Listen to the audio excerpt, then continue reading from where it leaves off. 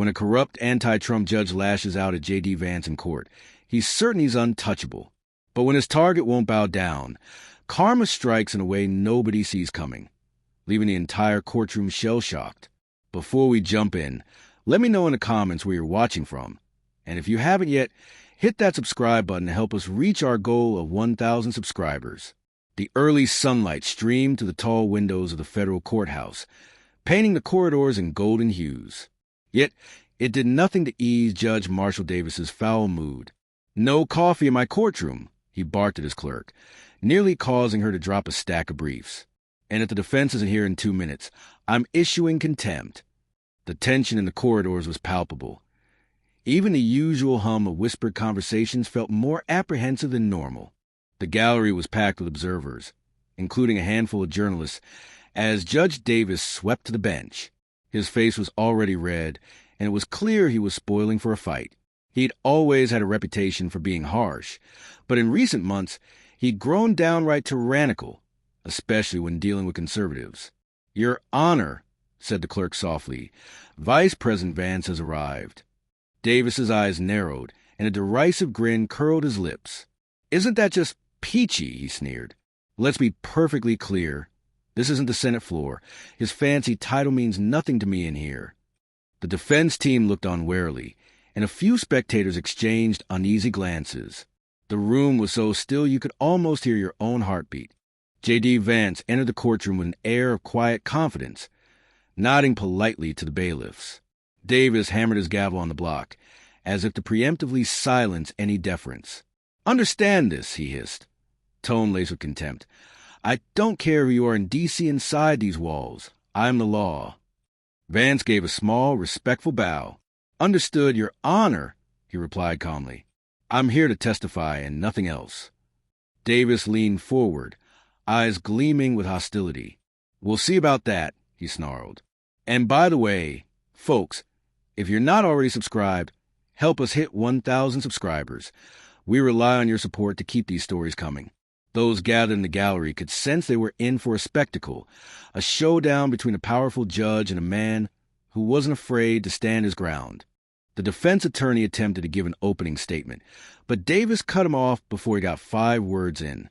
"For the record," the judge declared, his voice echoing off the high ceilings, "I'm not going to entertain any political circus. This is a courtroom, not a town hall debate."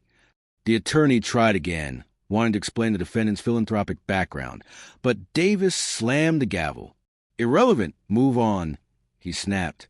The court reporter winced at the abruptness, her fingers hovering over the stenograph as though waiting for some sort of calm. Meanwhile, a freelance journalist in the press area tilted her head, intrigued by Davis's aggression.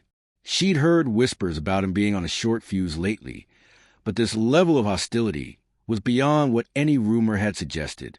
JD Vance took the stand with measured composure. Davis glowered at him, arms folded.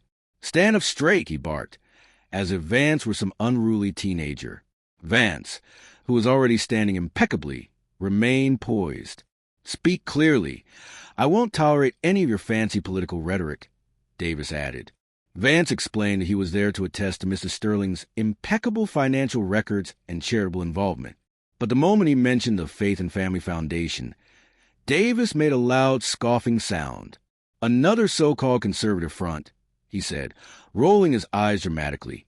Even the prosecution shifted uneasily, likely concerned that the judge's visible bias might jeopardize their case. One of the reporters in the front row scribbled a note. "Judge's prejudice on full display?" Vance attempted to present documentary proof. Spreadsheets, bank statements, donation receipts. But Davis, without any prompting from the prosecution, bellowed, "Inadmissible," in a voice that rattled the microphone. "On what grounds?" the defense attorney ventured, genuinely perplexed. Davis slammed his gavel, so hard it echoed off the walls. "Don't question me," he roared, face turning crimson. "Another word, and you'll be in contempt, too." A charged silence hung over the courtroom. People exchanged uneasy looks, unsure whether to protest or comply. In the gallery, the same journalist who'd been taking notes leaned in, her instinct screaming that this case was about more than just an ornery judge. She scribbled a question for herself. Is Davis protecting someone or himself? The tension spiked further when Vance brought up a particular date, March 15th, connected to a board meeting about Mr. Sterling's charitable contributions. Davis's hand froze mid-gavel strike, and something like raw panic flickered in his eyes. "Not relevant," he hissed, glancing at a manila folder on his bench. "Your Honor," Vance responded, voice steady, "these records prove that Mr. Sterling's finances were handled transparently."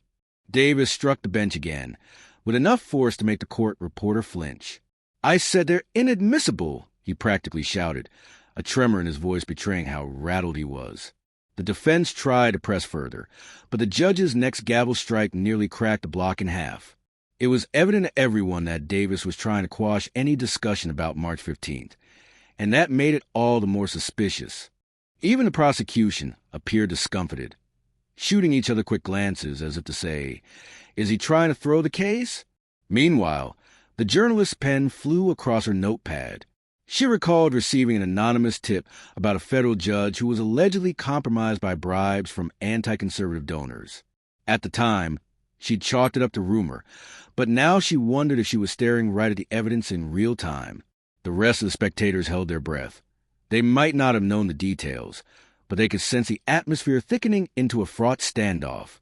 Davis's face was taut, his eyes scanning the room as though searching for anyone else who might be onto him. "I'm holding you in contempt, Mr. Vance," Davis snarled abruptly, veins bulging at his temples. "Your White House credentials won't save you in my courtroom." He slammed the gavel again, the echo reverberating like thunder. Vance, unruffled, cleared his throat. "Your Honor," he said softly, "if we're discussing credentials, maybe we should talk about those monthly transfers into a particular offshore account." The oxygen seemed to drain from the room all at once. Davis's expression went from livid to pale in an instant. He gripped the gavel tightly, knuckles white, as though it were the only thing tethering him to his seat.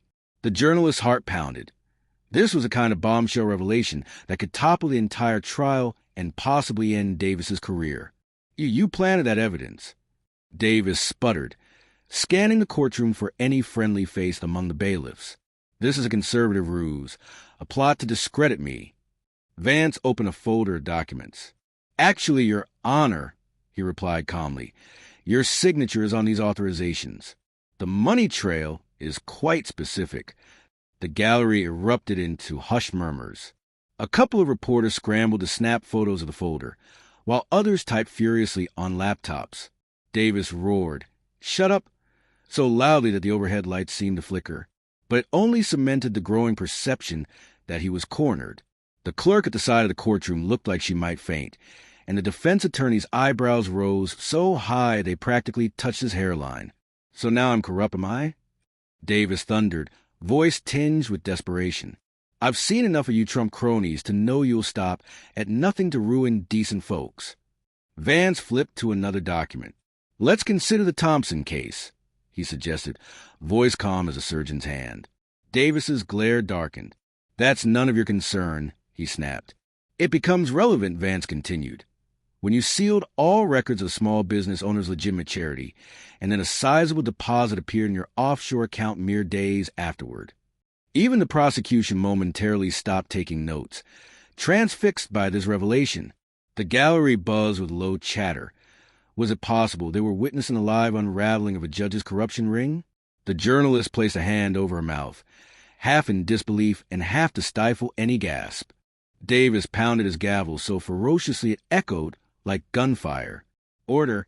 I will have order!" he howled, as though raising his voice alone could quell the suspicion roiling in the courtroom. The bailiffs inched forward, uncertain whether they'd be asked to drag Vance out in cuffs or stand by as the judge self-destructed. The defense attorney looked on, bewildered by the meltdown. The clerk, tearful, clutched a stack of papers to her chest, apparently torn between loyalty to her boss and the moral imperative to disclose the truth. The journalist, feeling the weight of a career-defining scoop, made sure her recording device was capturing every word. She suspected that once the dust settled, the entire country might be talking about this day in court. "Arrest him," the agent ordered, and at once the bailiffs took hold of Davis, pinning his arms behind him.